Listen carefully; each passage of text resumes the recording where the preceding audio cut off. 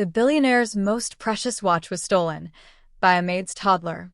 What happened next shocked everyone. Marcus Hartwell had everything a 33-year-old could want. The penthouse overlooking Central Park, the fleet of luxury cars, the private jet waiting at Teterboro, all symbols of the empire he'd built from nothing. But among all his possessions, one item held a value that transcended its seven-figure price tag: his father's Patek Philippe grand complication, the last gift before cancer took him 5 years ago. That Tuesday morning started like any other. Marcus stood in his temperature-controlled walk-in closet, adjusting his Tom Ford suit before an important board meeting. His hand reached for the mahogany watch case on the center island, a daily ritual, a moment of connection with the man who'd believed in him when he was just a kid with a dream and a laptop. The case was empty. His heart stopped. He opened every drawer, checked every shelf, retraced his steps from the previous evening. Nothing. The watch was gone. His father's watch, the one engraved with "To my son, who will change the world. Love, Dad," had vanished. Maria, his voice echoed through the 8,000-square-foot penthouse, sharper than he intended. Maria Gonzalez appeared in the doorway within seconds, her dark eyes wide with concern. At 28, she'd been working for Marcus for just 3 months, recommended by an agency after his previous housekeeper retired. She was quiet, efficient, and always arrived precisely at 7 a.m., often bringing her 3-year-old daughter, Sophie, on days when daycare was closed. "Yes, Mr. Hartwell?" Her voice trembled slightly. She'd learned to read his moods, and today something was very wrong. "My watch. The Patek Philippe. Have you seen it?" He tried to keep his voice level, but panic was setting in. Maria's face paled. I cleaned your closet yesterday, sir. The watch was in its case. I was very careful, like always." "Well, it's not there now." Marcus ran his hands through his hair, a gesture his father used to make when stressed. "When was Sophie here last?" The question hung in the air like an accusation. Maria's hands clenched at her sides. "Yesterday morning, sir. The daycare called. She had a fever. I had to bring her with me. She stayed in the living room, watching cartoons on her tablet. She never came into your bedroom. Never." But Marcus remembered now. He'd walked past the living room around 10 a.m., grabbing files from his home office. Sophie had been there, her curly black hair bouncing as she danced to some children's song, her small frame drowning in a pink dress. He'd smiled at her. She'd waved back with that innocent, gap-toothed grin that momentarily softened the hard edges of his day. "I need you to check her things," Marcus said, his voice cold with a CEO's authority. "Now." Tears welled in Maria's eyes. "Mr. Hartwell, please." Sophie wouldn't. "She doesn't understand." "Check." "Her things." Maria's hands shook as she retrieved Sophie's small backpack from the front closet. She unzipped it slowly, as if opening Pandora's box. Children's books, a half-eaten sandwich, crayons, a stuffed elephant named Peanut. And there, wrapped carefully in a SpongeBob napkin, gleaming in the morning light, the watch. The silence that followed was deafening. Maria's knees buckled, and she caught herself on the entryway table. "Oh, God. Oh, God, no. Mr. Hartwell, I swear I didn't know. I didn't." Marcus snatched the watch, examining it for damage. It was perfect, untouched. But the betrayal cut deeper than any scratch could have. His father's watch, his most treasured possession, stolen by a child. By the child of an employee he'd trusted in his home. "Get out." His voice was ice. "Please, let me explain. You're fired. I want you out of this apartment in 5 minutes, or I'm calling the police." "Mr. Hartwell, she's 3 years old. She doesn't understand what she did. Please, I need this job. My daughter, my rent. You should have thought about that before bringing a thief into my home." Even as the words left his mouth, some part of him recoiled at his own cruelty. But the pain was too raw, the sense of violation too fresh. Maria gathered her things in a blur of tears and trembling hands. At the door, she turned back one final time. "I'm so sorry. I'm so sorry." Sophie must have seen it and thought it was pretty. She takes things sometimes, shiny things, but she always gives them back. She doesn't mean any harm. She's just a baby. She's a thief. And so are you, for not watching her properly. The door closed with a soft click that somehow sounded louder than any slam. Marcus stood alone in his penthouse, the watch heavy in his palm, and for the first time since his father's death, he felt completely, utterly empty. He called his lawyer, then his head of security. Within an hour, they'd reviewed the security footage. The video showed exactly what Maria had described: Sophie, tiny and curious, wandering into his bedroom while her mother was in the laundry room. The little girl had stood on tiptoe, reaching for the glittering object in the open watch case Marcus had carelessly left out. She'd wrapped it carefully in her napkin, the way a child treats treasure, and tucked it into her backpack before running back to her cartoons. No malice. No scheming. Just a toddler who saw something shiny and beautiful and wanted to keep it safe. "You want to press charges?" his lawyer asked. Marcus looked at the freeze frame of Sophie on the security monitor.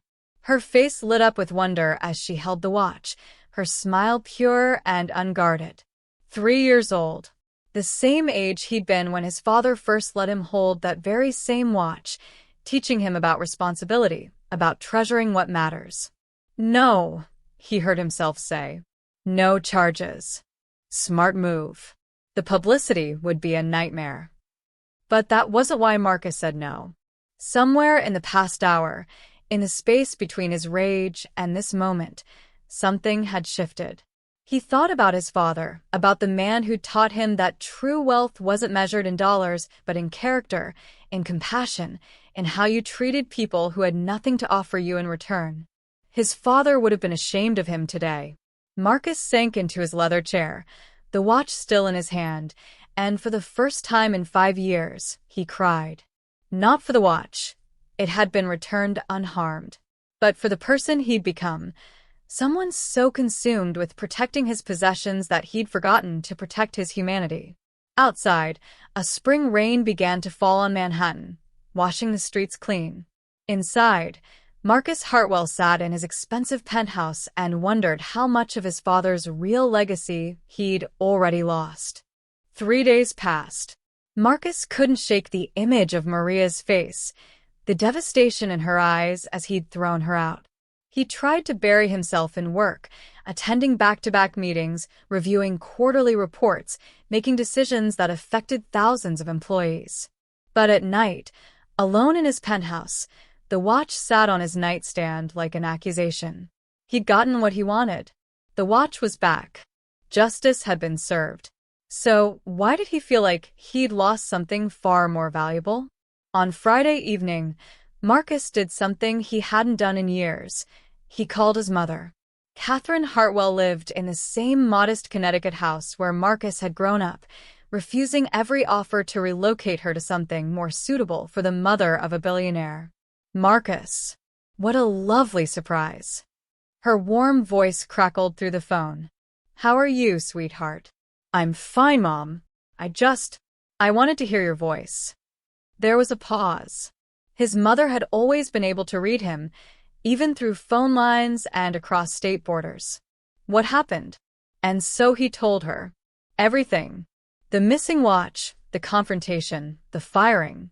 When he finished, the silence on the other end stretched so long he thought the call had dropped. "Mom, your father would be heartbroken."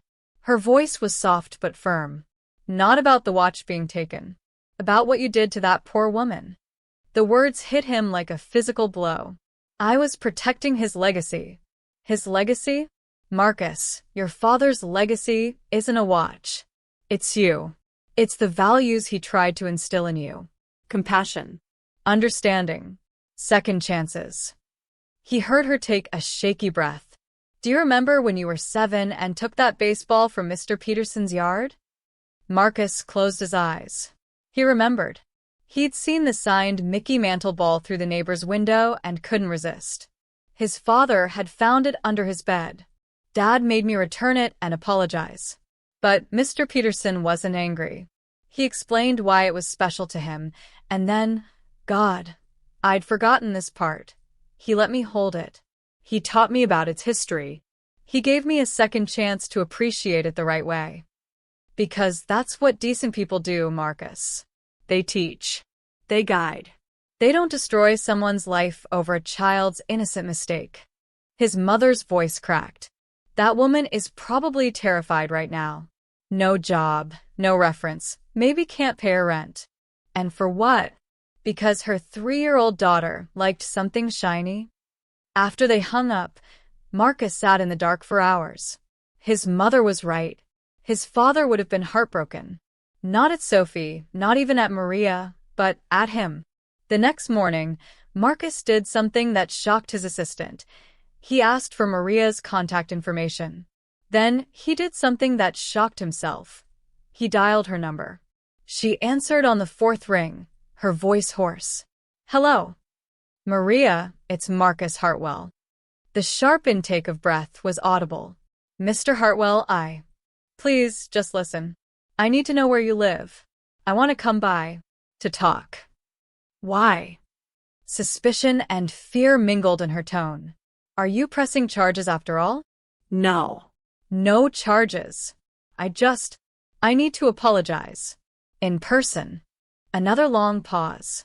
Finally, she gave him an address in Queens, warning him it wasn't much. An hour later, Marcus stood outside a 4-story walk-up in a neighborhood his GPS had marked as high-crime area. His driver had been reluctant to leave him, but Marcus had insisted. He climbed to the 3rd floor, the stairwell smelling of cooking spices and old carpet, and knocked on apartment 3C. Maria opened the door, her eyes red and swollen. She wore the same clothes from 3 days ago, and Marcus realized with a pang that she probably couldn't afford to buy new ones. Behind her, the apartment was tiny, a studio with a kitchenette, a futon, and a corner sectioned off with a curtain for Sophie's sleeping area. Mr. Hartwell. She didn't invite him in, just stood blocking the doorway. I owe you an apology. The words felt inadequate, but they were a start. What I did was wrong. How I spoke to you was wrong. You didn't deserve any of it. Sophie appeared from behind her mother's legs, peeking out at him with those same curious eyes. When she saw Marcus, she smiled, that innocent, gap-toothed smile, and his heart shattered into 1,000 pieces. Pretty man, Sophie announced, which startled a laugh from him despite everything. Sophie, go play with Peanut, Maria said softly, never taking her eyes off Marcus. I want her job back, Marcus continued. Full pay for the days you missed, and I'll double your salary. Please. Let me make this right. Maria's jaw tightened. You think money fixes everything? You think you can just throw dollars at people and erase what you did? No, Do you know what the last 3 days have been like? I've applied to 15 jobs. 15. And I can't use you as a reference because, what do I say? That I was fired because my daughter made a mistake? Who's going to hire me after that? I'll write you the best reference anyone has ever. I don't want your reference. Her voice rose, years of holding back finally breaking through. I don't want your pity or your guilt money. I want you to understand what you did. You didn't just fire me. You made me feel like I was nothing. Like my daughter was nothing. Like we were criminals instead of human beings who made a mistake. Sophie started crying at her mother's raised voice, and Maria immediately softened, scooping her daughter into her arms. Sure, baby. Mama's okay. Mama's okay. Marcus stood there, watching this woman comfort her child in a tiny apartment that probably cost her most of her paycheck, and he understood with perfect clarity how blind he'd been. He'd spent his entire adult life accumulating wealth, building empires, surrounding himself with luxury. But he'd forgotten the most basic human truth, that dignity doesn't come from what you own, but from how you treat others.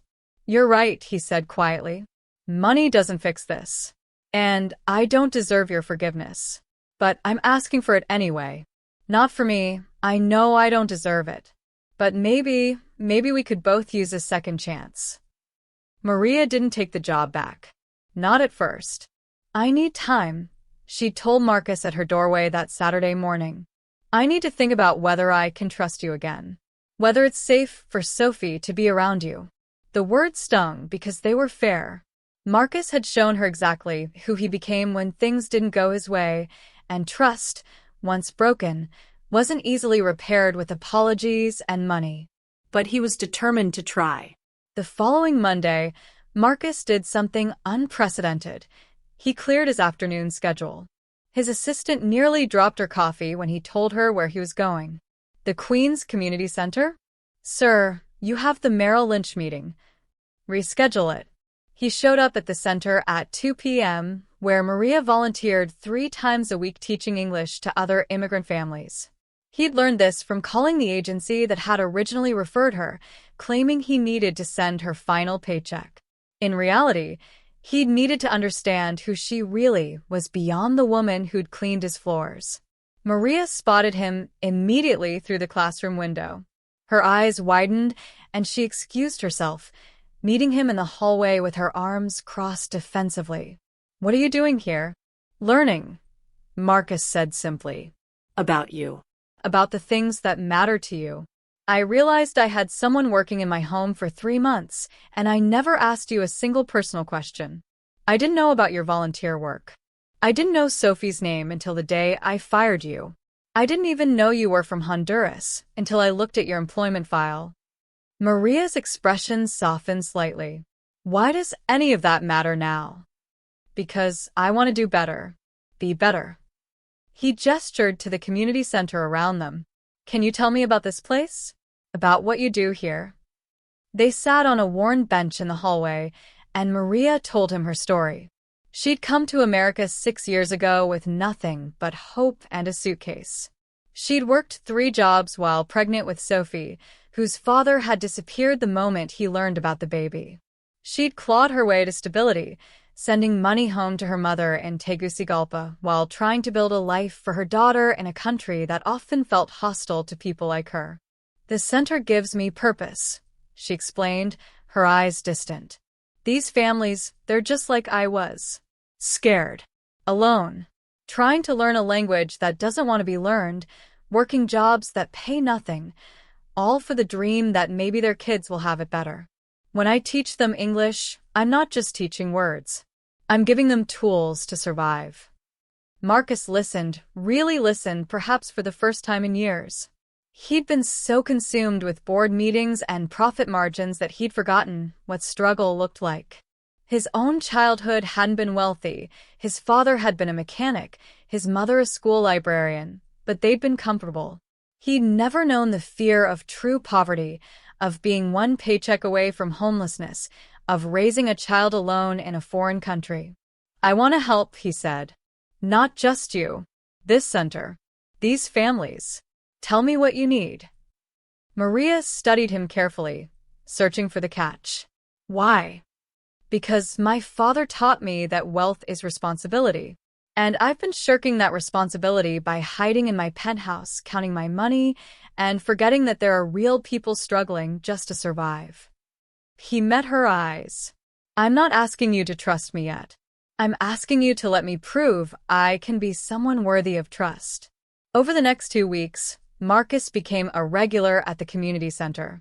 He funded a complete renovation of the facility, new computers, fresh paint, updated learning materials. But more than that, he showed up. He sat in on English classes. He listened to families' stories.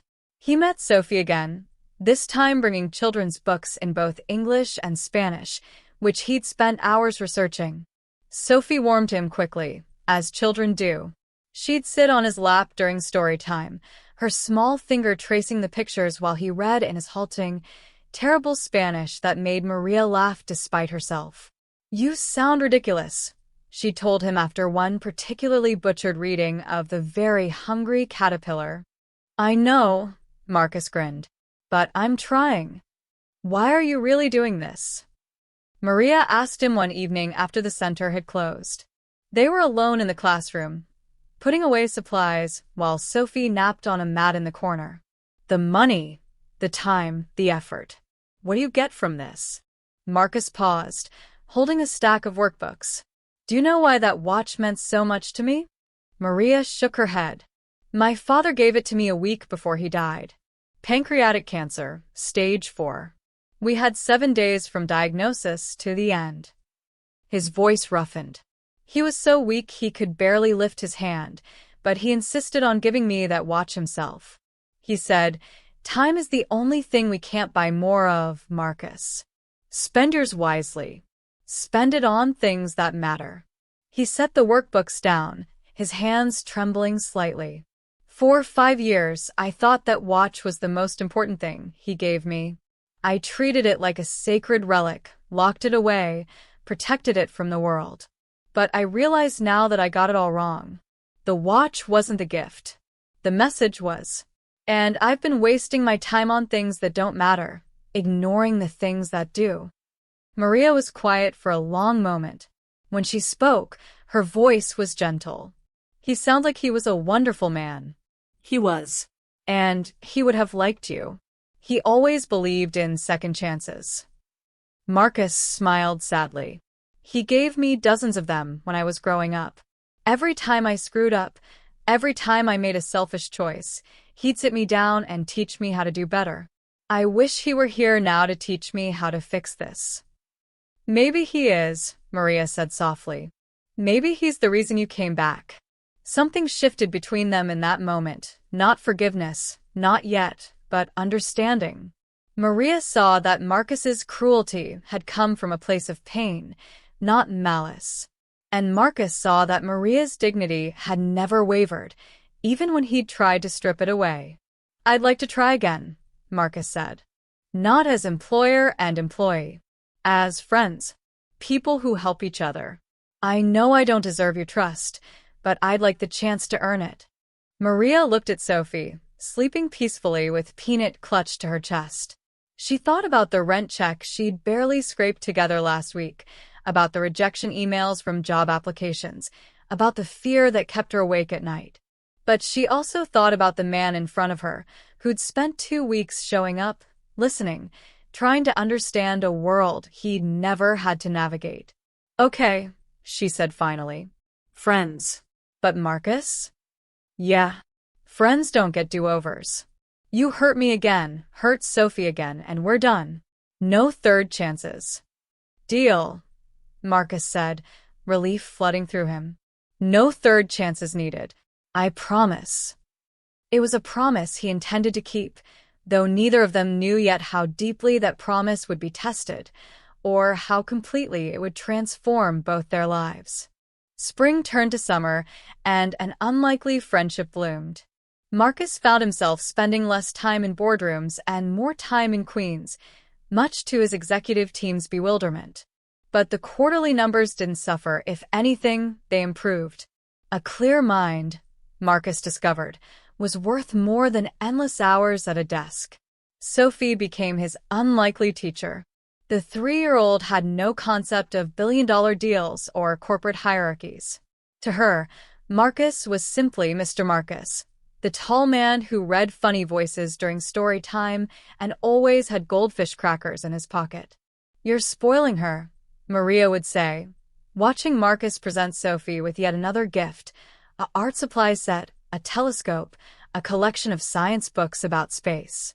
I'm investing in her future, Marcus would counter. There's a difference. But they both knew it was more than that. Sophie filled a void Marcus hadn't realized existed. His life had been full of acquisitions and achievements, but empty of genuine connection. This tiny, gap-toothed girl who'd accidentally stolen his most precious possession had somehow stolen something else, his heart. One evening in July, Marcus arrived at Maria's apartment to find her in tears, frantically searching through paperwork scattered across her small table. Maria? What's wrong? She looked up, mascara streaking her cheeks. Sophie's daycare. They're closing down next month. The owner is retiring, and I can't. I've called every other center in the area, and the wait lists are 6 months long. I can't afford a private nanny, and I can't miss work. I don't know what I'm going to do." Sophie sat in the corner, playing with her toys, but occasionally glancing at her mother with worried eyes. Even at 3, she understood something was very wrong. Marcus's mind raced through possibilities. What if? No. Maria cut him off, knowing where he was headed. "I'm not taking more money from you. You've already done too much."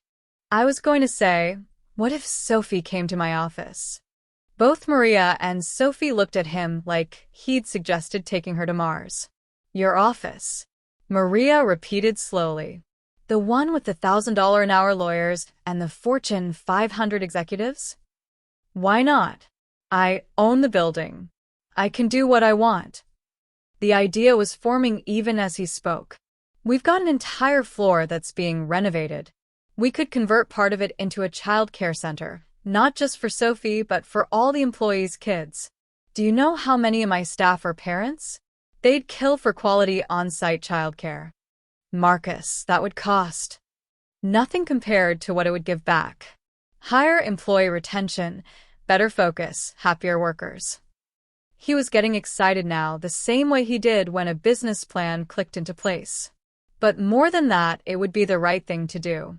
Sophie shouldn't suffer because systems are broken.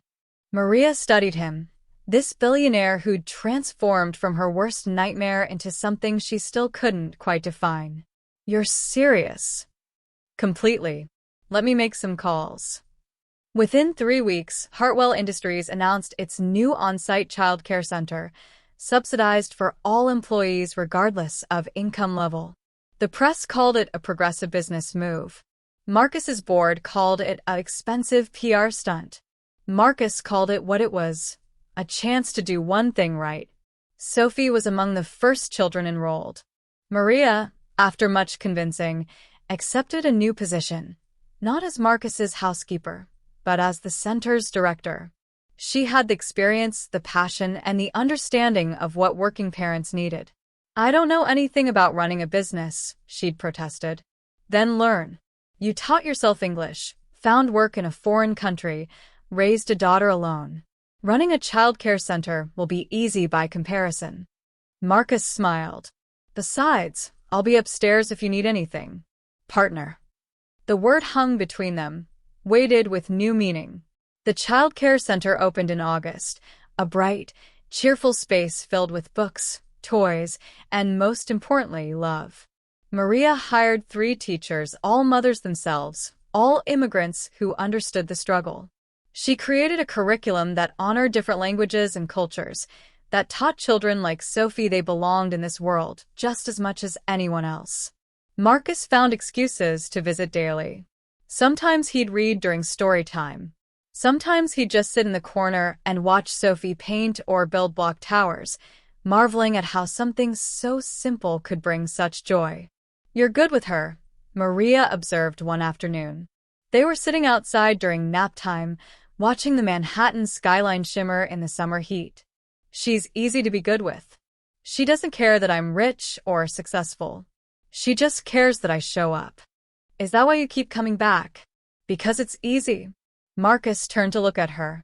Maria had changed over the past months, too. She smiled more, laughed more. The constant tension that had lined her face was fading. She looked lighter, freer. "I keep coming back because this feels like the first real thing I've done in years," he admitted. "Everything else in my life is transactions. Deals. Negotiations. But this is just human." "Is that what we are now? Human connections instead of employer-employee?" There was something in her tone, a question beneath the question. Marcus felt his pulse quicken. "I'd like us to be friends. Real friends." He paused. "If you're open to that." "Friends," Maria repeated, testing the word. Then she smiled, and it was like sunrise breaking through clouds. "Okay, friends." But they both felt the shift happening, the way gravity works, slowly, then all at once. In September, Marcus took Maria and Sophie to the Central Park Zoo, his treat.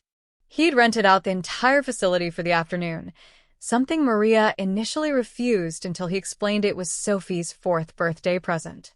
"She's 3, Maria protested. "Early birthday. I'm planning ahead." They spent the afternoon watching Sophie's face light up at penguins and sea lions. Marcus carried her on his shoulders so she could see over the crowds that weren't there. Maria took photos on her phone, capturing moments she'd treasure forever. At the seal exhibit, Sophie clapped her hands with glee as the animals performed. "Mama, look. Mr. Marcus, look." "I see, Princessa," Maria called back. Marcus watched Maria watch her daughter, and something inside him cracked open. He'd spent so long protecting himself, building walls around his heart, convinced that love was a luxury he couldn't afford after losing his father. But here, in this moment, with this woman and her extraordinary daughter, he felt those walls crumbling. That evening, after they dropped off an exhausted Sophie at home, Marcus walked Maria back from her apartment building entrance. The summer night was warm, the streets alive with conversation and music from open windows. "Thank you," Maria said. "For today." For everything. "I never thought. When you fired me, I never imagined we'd end up here." "Neither did I," Marcus admitted. "I thought getting my watch back would fix everything. Instead, losing it led me to something much more valuable." "Your humanity?" Maria teased gently. "You," he said simply. The word hung between them. Maria's breath caught. "Marcus. I know it's complicated. I know we have history and power dynamics and 1,000 reasons this is a bad idea." He stepped closer. "But I can't stop thinking about you, about Sophie, about how my life feels empty when I'm not with you both." "You're my friend," Maria said, but her voice wavered. "My boss, technically. Then I'll quit. I'll hand the company over to my COO tomorrow. Maria laughed, stopping him with a hand on his chest. "Don't be ridiculous. You love that company." "Not as much as I'm starting to love," he caught himself, the words almost escaping. Too soon. Too fast.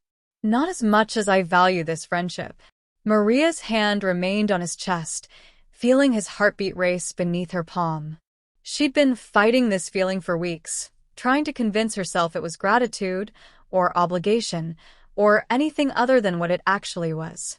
"I'm scared," she whispered. "You hurt me before." Badly. "And I have Sophie to think about. If this goes wrong." "It won't." Marcus covered her hand with his. "I promise you, Maria, I'm not that person anymore." You changed me. "Sophie changed me. I don't want to be the man who throws people away when they make mistakes. I want to be the man who shows up, who stays, who fights for what matters." "And what matters?" Maria asked, though she thought she knew. You. "Both of you. This." He gestured to the space between them, the invisible thread that had been pulling them together despite every reason to stay apart. "I know it's messy and complicated and probably a terrible idea by every conventional standard, but it's also the most right thing I've ever felt." Maria closed her eyes, feeling the weight of the decision before her. She thought about the single mother she'd been 6 months ago, desperate and alone, one disaster away from losing everything. She thought about the man who'd fired her, who'd called her daughter a thief, who'd made her feel worthless. But then she thought about the man who'd apologized, who'd shown up, who'd spent months proving through actions, not words, that people could change, who'd created a childcare center not for publicity, but because it was right, who'd read The Very Hungry Caterpillar in terrible Spanish just to make Sophie smile. "Okay," she breathed. "Okay." She opened her eyes, meeting his gaze. "Okay, let's try." "But Marcus? This isn't some romantic movie where everything magically works out. I have a daughter. I have responsibilities. I have." He kissed her, softly, tentatively, like a question. And she answered, her hand sliding up to his neck, pulling him closer. When they broke apart, both breathing hard, Maria laughed. That was too fast. Perfect, she admitted. Terrifying and perfect. Above them, the summer stars blazed despite the city lights, bearing witness to the beginning of something neither of them had planned, but both of them desperately needed. But love, as Maria had warned, wasn't a romantic movie. Reality had a way of complicating fairy tales. The news broke on a Tuesday morning in October. Marcus was in his office when his publicist called, panic in her voice. Have you seen the headlines? He hadn't. He'd been too busy reviewing the expansion plans for 3 more childcare centers across his company's locations.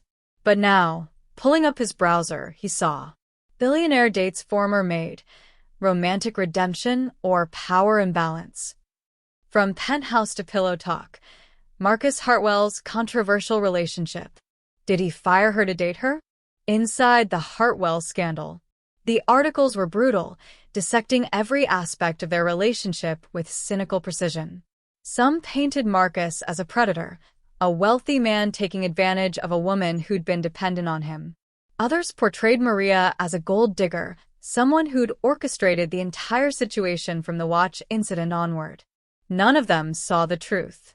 Marcus immediately called Maria. She answered on the first ring, her voice tight with stress. I've seen them, she said before he could speak. My phone hasn't stopped ringing. Reporters outside my building. Someone followed Sophie's teacher this morning. Marcus, I can't. This is too much. I'm coming over. No. That'll just make it worse. They'll get more photos, create more stories. She was right, but it killed him. Maria, we'll get through this. I'll make a statement. Clarify everything. Clarify what? That I used to work for you? That you fired me? That we're now dating? Her voice cracked. They're making me sound like I trapped you. Like I'm some scheming immigrant who used her daughter to manipulate a wealthy man. They're making Sophie sound like... She couldn't finish. Marcus heard her crying and felt his heart shatter. Don't read the comments, he said, though he knew it was useless advice. Don't engage with any of it. This will blow over. Will it? Because right now, every parent at the childcare center is looking at me differently, wondering if I slept my way into this job, questioning whether their children are safe with someone like me. That's not, Maria. No one who knows you would think that. But they don't know me, Marcus. That's the problem. To them, I'm just another immigrant woman trying to climb the ladder by any means necessary. And you're the rich guy who couldn't keep it in his pants around the help. The crude phrasing shocked him. Is that what you think? No. Yes. I don't know. She sobbed. I think that maybe everyone was right to warn me. That this was a bad idea. That people like us don't end up together in real life, not without someone getting destroyed in the process. People like us? Marcus felt anger rising. What does that even mean? You know exactly what it means. You're a billionaire. I'm a single mother from Honduras who cleans houses. Ran a childcare center. You're a director, Maria. An educator. Don't let them reduce you to. But I was a maid, Marcus. That's not an insult, it's a fact. And there's nothing wrong with cleaning houses, but in their eyes, in the world's eyes, it makes me less than. It makes us impossible. Marcus ran his hand through his hair, feeling helpless. This was a problem he couldn't solve with money or influence. The story was out there, multiplying across social media, morphing into whatever narrative people wanted it to be. What do you want me to do? He asked quietly. The silence stretched so long he thought she'd hung up. I think we need space, Maria finally said. Just for a while. Until this dies down. For Sophie's sake, if nothing else. She doesn't understand why there are strangers taking pictures, why her friends' parents are whispering. I need to protect her. By pushing me away? By being smart about this. This isn't just about us anymore, Marcus. It never was. The call ended, and Marcus sat in his office, surrounded by the trappings of success that suddenly felt meaningless. He built an empire, but he couldn't protect the woman he loved from the judgment of strangers. The next few weeks were torture. Maria avoided his calls. Sophie stopped coming to story time at the center. Maria dropped her off early and picked her up late, ensuring they never crossed paths. The press eventually moved on to other scandals, but the damage was done. Marcus threw himself into work, but even that felt hollow. His mother called, offering support. His friends, the few real ones, told him to give Maria time. His board suggested he make a statement distancing himself from the situation. He refused. Instead, Marcus did something unexpected. He started writing. Late at night, unable to sleep, he poured everything onto paper. The truth about how they'd met. His cruelty in firing her. Sophie's innocent mistake. The transformation Maria and her daughter had sparked in him. The love that had grown from the ashes of his worst moment. He didn't plan to publish it. It was therapy, a way to process the mess he'd helped create. But then his mother read it during a visit, tears streaming down her face. This is beautiful, Marcus. And true. People need to hear this. It'll just stir everything up again. Or it'll give them the real story instead of the garbage they've been fed. She squeezed his hand. Your father always said the truth was worth fighting for, even when it was uncomfortable. So Marcus published it. Not in a magazine or newspaper, but on his personal blog that he hadn't updated in 5 years. Just the raw, honest truth of a man who'd learned that being wealthy didn't make you wise, and that sometimes the most valuable things in life came from the people you'd once dismissed. The response was immediate and overwhelming. The story went viral, shared millions of times across social media. But more importantly, it reached Maria. She called him at 2 a.m. I read it, she said simply. I'm sorry. I should have asked before. It was beautiful and terrifying. You laid everything bare. You deserve the truth to be known. I'm tired of letting other people write our story. Marcus, she paused, and he could hear her breathing, could imagine her pacing her small apartment while Sophie slept behind the curtain. I miss you. Sophie misses you. Every night she asks when Mr. Marcus is coming back for stories. I can come right now. At 2 a.m.? She laughed, but it was wet with tears. I'd come at any hour. Maria, these past weeks have been hell. I understand why you needed space, but I need you to know. I'm not going anywhere. I don't care what the press says or what people think. I love you. I love Sophie. And I'm willing to fight for us if you are. The words hung in the digital space between them. Marcus held his breath. I'm scared, Maria whispered. Not of you. Of this. Of everything that comes with loving someone the world says I shouldn't love. Then let's be scared together. But let's not be apart. Another long pause. Then, okay. Okay. Come over. Not right this second. Let me make coffee at least. But come over. Let's figure this out together. Marcus was already grabbing his keys. I'm on my way. Marcus. Yeah. I love you too. I've been trying not to, but I do. The confession hit him like lightning. Say it again. I love you, you ridiculous billionaire. Now, get over here before I change my mind. He made the drive from Manhattan to Queens in record time, probably breaking several traffic laws. When Maria opened her door at 2:45 a.m., holding 2 steaming mugs of coffee, he pulled her into his arms and held her like he'd never let go. We're going to figure this out, he promised into her hair. Together, she agreed. Behind them, Sophie appeared from behind the curtain, rubbing her eyes.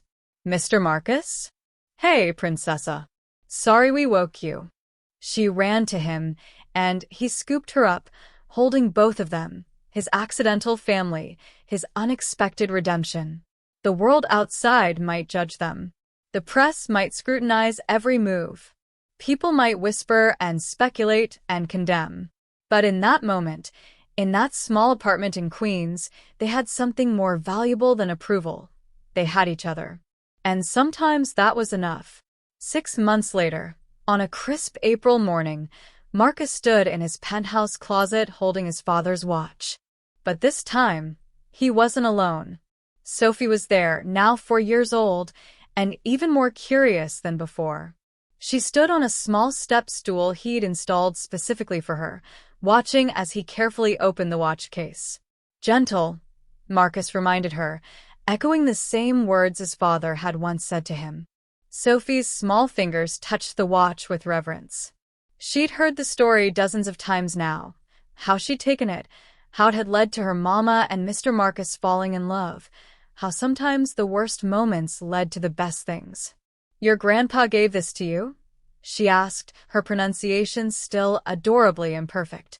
"He did." "Because he wanted me to remember that time is precious, that we should spend it on things that matter."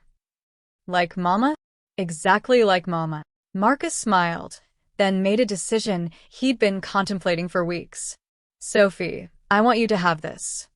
Her eyes went wide. "The pretty watch? But it's yours. And now it's yours. To remind you that sometimes mistakes lead us exactly where we're supposed to be." He carefully fastened it around her tiny wrist. It hung comically large, sliding up to her elbow, making her giggle. "I can't wear it now," she protested through laughter. "No, but someday you will. And when you do, I want you to remember this. You didn't steal this watch, sweetheart. You gave me something much more valuable. You gave me your mama. You gave me a family. You gave me a reason to be better than I was." Sophie hugged him fiercely, and Marcus felt tears sting his eyes. He'd spent 5 years treating that watch like a sacred relic, locking it away from life. But his father hadn't given it to him to hide. He'd given it as a reminder to engage with life, to cherish time with people who mattered. The bedroom door opened, and Maria leaned against a frame, watching them with soft eyes. She'd officially moved into the penthouse 3 months ago, after Marcus had repeatedly promised it was her home too, not just his. Her touches were everywhere now.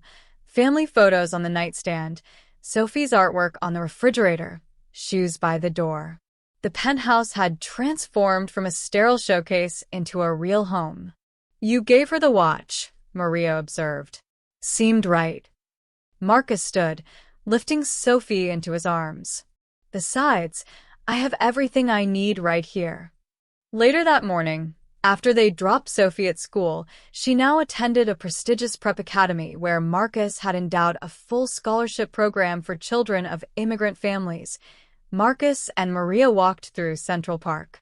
Spring was blooming, trees erupting in pink and white blossoms. "I have something for you," Marcus said, pulling out a small velvet box.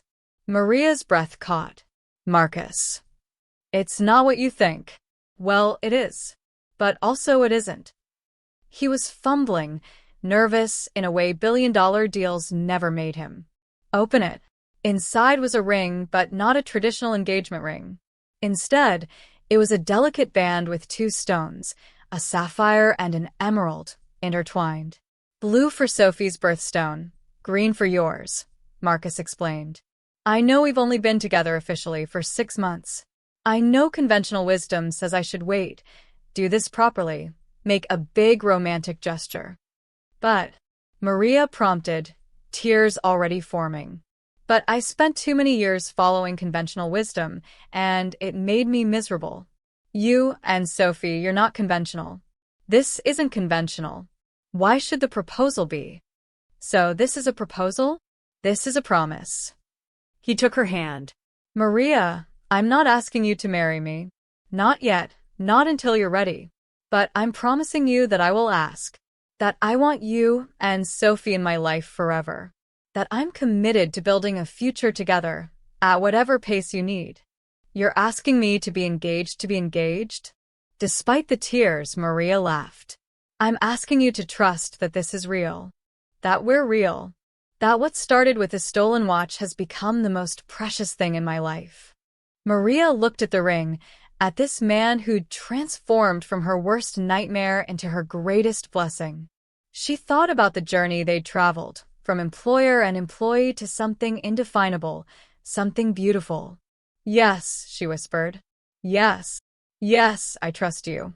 Yes, I want this future. Yes to whatever this is we're building together. She held out her hand, and Marcus slipped the ring on, a perfect fit. They kissed there in Central Park, as joggers passed and tourists snapped photos, and life continued around them. Somewhere in the city, people were probably still judging them, still calling their relationship inappropriate or calculated. But Marcus and Maria had learned that other people's opinions were just noise. What mattered was here. Now. This. That evening, the three of them cooked dinner together in the penthouse kitchen. Sophie stood on her stool, helping Maria stir sauce while Marcus attempted to make garlic bread and mostly made a mess. They laughed and talked and made ordinary magic, the kind that doesn't make headlines but fills hearts. After Sophie went to bed, Marcus and Maria stood on the balcony overlooking Central Park. The city sparkled below them, millions of lives intersecting in ways seen and unseen. Do you ever wonder what would have happened if Sophie hadn't taken the watch? Maria asked, leaning into Marcus's warmth. Every day, I'd probably still be the same miserable, isolated person I was. He kissed her temple. She saved me, you know. You both did. You saved yourself. We just gave you a reason to try. Is there a difference? Maria smiled. Maybe not. They stood in comfortable silence, watching the city breathe. Marcus thought about his father, about the watch now tucked safely in Sophie's room, about the journey from that awful morning when he'd fired Maria to this perfect evening holding her close. His father had been right. Time was the most precious commodity. But it wasn't about owning expensive timepieces or counting hours. It was about how you spent those hours, who you spent them with, what you built with the minutes you were given. Marcus had wasted so much time before Maria and Sophie, accumulating wealth, protecting possessions, hiding from connection. But now, every moment felt rich with purpose. Morning cuddles with Sophie, evening walks with Maria, family dinners and bedtime stories and ordinary, extraordinary love. Thank you, he said quietly. For what? For taking a chance on me.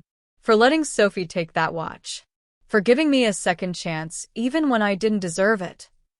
Maria turned to face him, cupping his cheek with her hand. You know what I think. I think that watch needed to be taken. I think it needed to leave that case and enter the world, just like you needed to leave your penthouse and enter real life. Sophie didn't steal anything. She set something in motion that needed to happen. Fate. Maybe. Or maybe just a 3-year-old who saw something shiny and wanted to keep it safe. Maria grinned. Though I think she'd argue she was saving it for its highest purpose. Bringing us together? Exactly. Marcus pulled her close, breathing in the scent of her shampoo, feeling grateful for every single moment that had led them here. The good ones and the bad ones, the mistakes and the redemptions, the loss and the finding.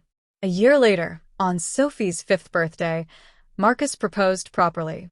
He did it during her birthday party at the child care center, surrounded by the families whose lives they'd touched, with Sophie proudly holding the ring box and announcing to everyone that her mama was getting married to her Mr. Marcus. The wedding was small, intimate, just close friends and family. Maria wore a simple white dress. Sophie was the flower girl, still occasionally tripping over her feet but radiating joy. Marcus's mother cried happy tears. Maria's mother flew in from Honduras and gave Marcus a hug so fierce it cracked his ribs. During his vows, Marcus spoke about second chances and stolen watches and 3-year-olds who accidentally changed everything. He promised to spend his time wisely, on things that mattered, on people who mattered. Maria promised to keep challenging him, keep him grounded, keep reminding him that wealth was meaningless without love to give it purpose. And Sophie, when asked if she had anything to say, stepped up to the microphone and announced, I still have the pretty watch. And someday I'll give it to my baby and tell them how everything good started with something shiny." The crowd laughed and cried, and Marcus thought about his father, about legacy, about what we leave behind. He'd spent so long protecting his father's physical gift that he nearly missed the real inheritance, the capacity for growth, for change, for choosing love even when it was difficult. Years would pass. Marcus would eventually teach Sophie about business, about responsibility, about using wealth to create change. She'd grow up knowing that mistakes could be forgiven, that people could transform, that sometimes the most valuable things were the ones you accidentally found. The watch would hang too large on her wrist for years, a promise of the future. But occasionally, Sophie would take it out of its case, no longer locked away, but honored through use, and she'd remember. Remember the day she saw something beautiful and wanted to keep it safe. Remember how that moment of childish impulse had cracked open her mama's boss's heart and let the light in. And Marcus, now a husband and a father in all but name, would remember too. Remember that the worst day of his life had actually been the beginning of the best part. That losing what he thought was most precious had led him to discover what actually was. In the end, it wasn't about the watch at all. It was about time, how you spent it, who you spent it with, and the willingness to let go of what you thought you needed to discover what you actually did. It was about a maid, a billionaire, and a toddler who accidentally stole a watch and accidentally saved a life. 3 lives, actually. And that was the greatest gift of all.